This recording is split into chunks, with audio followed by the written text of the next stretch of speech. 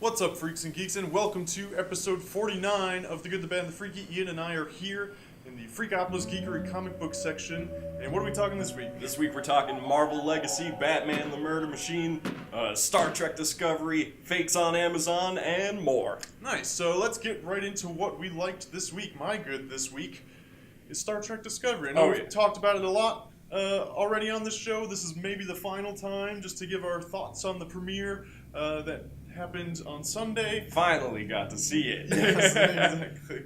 So once again, it's my good. I really enjoyed these first two episodes that we got on Sunday. It felt like sort of a 2-hour movie prologue to what will be now a 13-episode season. That's kind of the way I'm viewing it at this point. That is pretty awesome, and I think it was a little reminiscent of Star Wars, and I do not mind that at all. The action, the costume design, and makeup were just top-notch stuff. Yeah, I could see that. It definitely looked beautiful. The cinematography was a little weird at points. There was a lot of Dutch angles, but the CGI was great. The costumes, makeup, as you said, were pretty amazing. It looked like a movie, which was fantastic, yeah.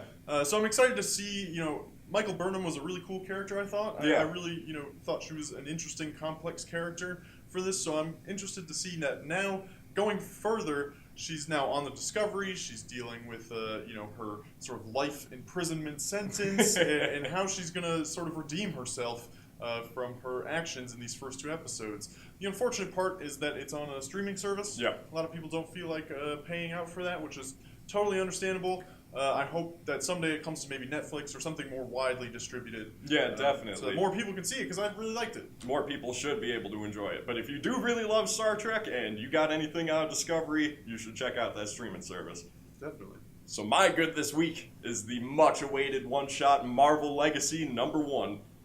We have been awaiting this book for some time because it promises a return to normalcy after the events of Secret Empire. In a satisfying way for both veterans and newcomers to Marvel alike, which is really awesome. Yeah, I could see. So this issue was a lot of sort of smaller vignette stories that are definitely setting up what's to come, and there's some really exciting mini stories in there. There definitely is, quite a few of them, in fact. Written by Jason Aaron, this comic is packed full of meaningful, intense plot lines. There's quite a bit going on. With characters both new and old, even though the new characters are quite established at this point. Yeah, like Riri Williams, we see a lot of her. Of course, she wasn't here, a couple years ago. Yep, Jane Foster as Thor, so on and so forth. Yeah. I personally felt as though a lot of the dialogue was speaking directly to older fans of Marvel, kind of apologizing for their previous blunders and promising to make up for it. Literally, this is a piece of dialogue out of there from a very important character. Something grand and fun and mind-staggeringly ridiculous. Something both real and profoundly unreal. Something mad and magical. Something fantastic. Which that might give you a clue as to one of the teams returning soon in Marvel, which we are super pumped for. Yeah, we'll talk about that a little more later. But we do see the return of some more classic characters in this book, which is super exciting as well. So definitely seems like a return to form. It is. Maybe sort of Marvel's rebirth. I think so. I think they're really trying to pull it on back to what fans want to see, which is great. We'll move on to our bads. Unfortunately, you have some Marvel bads. I do, and finally we get to go back to the old good, bad, and freaky tradition of beating the crap out of Marvel. So here we go. The Marvel's Inhumans show set to premiere on ABC has recently had rumors that it will only be a single season long due to showrunners in interviews within the past week referring to season 1 of the Inhumans as the complete collection, which, I mean, that implies it's only going to be one season. With it premiering in IMAX, there wasn't too much interest, really. And sadly, it seems this show's already dead in the water and might be canceled before it's even out. Yeah, the reviews to the IMAX experience of the first two episodes were really poor. Yeah. The sort of media hype around it is really low. The trailers and things look really rough. Yeah. Although there was a trailer released today that looked a little more decent. Well, then it might be able to pick up a bit of a following, but I feel like it's already been wasted by word of mouth, and that's sad because it is a cool and complex supergroup for Marvel, and this could have been some of their best TV. Definitely, but yeah, reactions are pretty poor. Yeah. Not a lot of hype for it. Along with those set photos like a month or two ago, that really just kind of killed it right off the get-go. Yeah, they were rough for sure. moving on to my bad, a bit of unfortunate news in the tabletop retailer customer online sales place. Asmodee, the owners and publishers of tons of amazing games, they have their hands in tons of companies that produce really awesome games like Fantasy Flight, Z-Man, Days of Wonder, and others. Those are huge. Yeah, huge companies that do really amazing work. But they're now cracking down. They have to crack down on the amount of counterfeit games coming out of sales through the Amazon marketplace. And it is a staggering amount of games that end up being counterfeits through Amazon sales. That's right. They've estimated up to 60% of their games sold on Amazon are counterfeit games, which is really a bummer, mostly, I think, for the customers, really. It really is, yeah. You shouldn't put your faith so blindly into that, I suppose. You think you're getting, one of the top-of-the-line games, it turns out to be a fake, which is a total bummer. That is. And so now they're cracking down on retailers who have sold games through Amazon, saying, hey, we need to make sure that you're actually legit.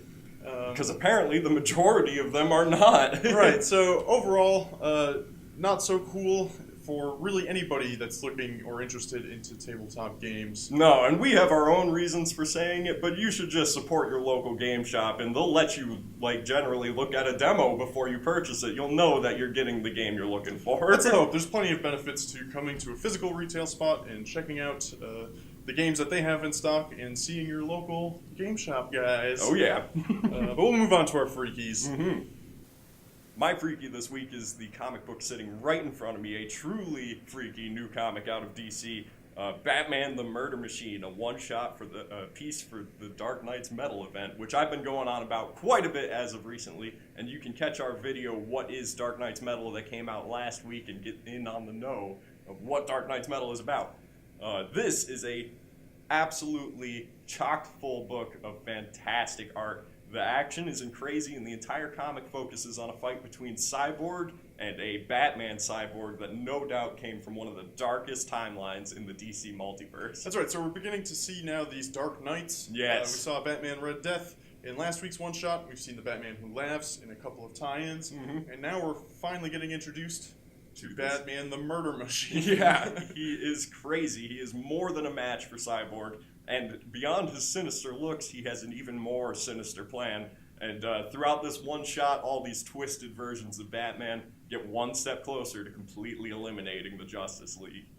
Super freaky cover, man. It really is. The moment I pulled it out, I said, oh my god, he really is a freaking murder machine. Super crazy. I'm glad you enjoyed it. Dark Knight's Metal has just continued to be bonkers. Yeah. I think is one good way of putting it. Super fun, super crazy event for 2017. Yeah, super exciting. Cool. So Batman the Murder Machine out now. My freaky is something that's not quite out now. No. Fingers crossed that it'll be coming soon.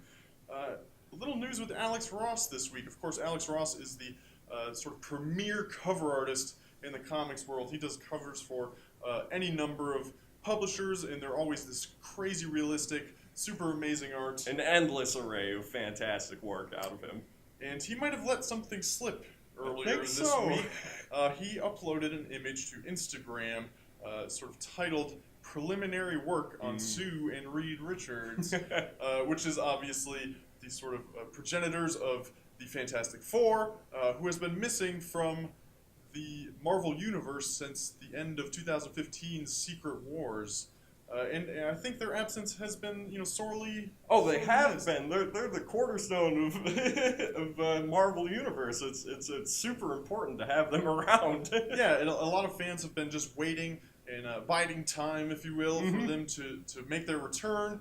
And due to the events in Marvel Legacy, and now this preliminary work coming from Alex Ross, I think it's safe to say that we'll be seeing them sooner rather than later. And those were some nice sketches out of him too. I really like the sleek new design that he was thinking of. And between this tweet or Instagram post and the kind of foreshadowing found within Marvel Legacy #1, I think it's safe to say that most of the important parts of Marvel are coming back together. I think so. So he immediately took it down. He did. But wise fans were able to screenshot it and capture the work that he put out there. Yeah, not nearly fast enough to avoid just rabid speculation. Yeah, no, not at all. But I did really enjoy the costumes, like you said. I like the new logo. I like the white suits. And yeah, Sue and Reed looking better than ever. So very exciting news there. Oh yeah. We'll definitely keep an eye on that story. And when Fantastic Four does return, you guys will definitely be hearing about it right here. Thank you guys so much for joining us for episode 49 of The Good, the Bad, and the Freaky. If you have a good, bad, or freaky this week, feel free to drop it in the comments below or swing by the Freakopolis Geekery. We've got a bunch of awesome events coming up this week, as well as Comic Book Club tonight. We'd love to have you swing by and let us know what you thought of any of these things. Thanks, guys. Thank you.